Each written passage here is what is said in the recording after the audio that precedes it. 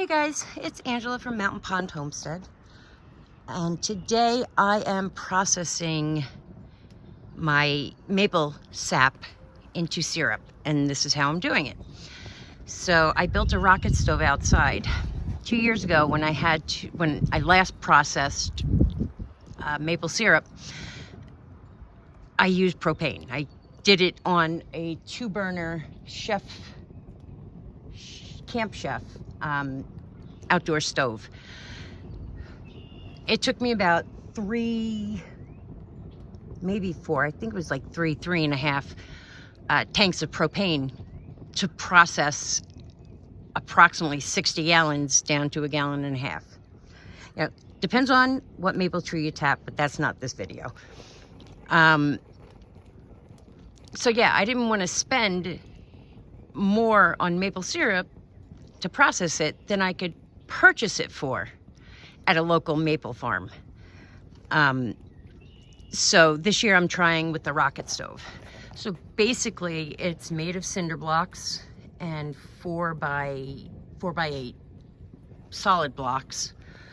And what you do is you have to leave a chamber in the front to feed that fire. I was using this little fan to kind of help it get going.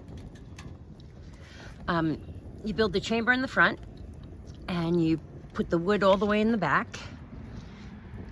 And then you basically have 4 burners that you can cook on. You could put a grate on this and use it as a barbecue and barbecue some steaks, or you could boil stuff or saute stuff, whatever you need to do, you can do on this. So it pulls the air through the front, which feeds the oxygen to the fire and makes it hotter, makes it burn faster. Well, not really faster, but yeah, definitely faster. And what's really cool, when I open this thing up to clean it out in the morning, because I didn't want to make this video until I knew that it was going to work nicely. When I clean it out in the morning, I'm getting all, well, this piece still has a little bit to burn, but most of this is made into biochar, basically.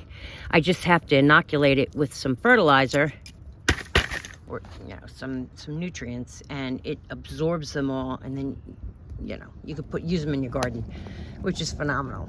But anyway, all right, I'm gonna get these pots on and get my maple syrup going, because this is day 3, but first 2 days only had like 5 hours each. Takes longer than that. You have to condense it down to the syrup stage, which is 219 degrees.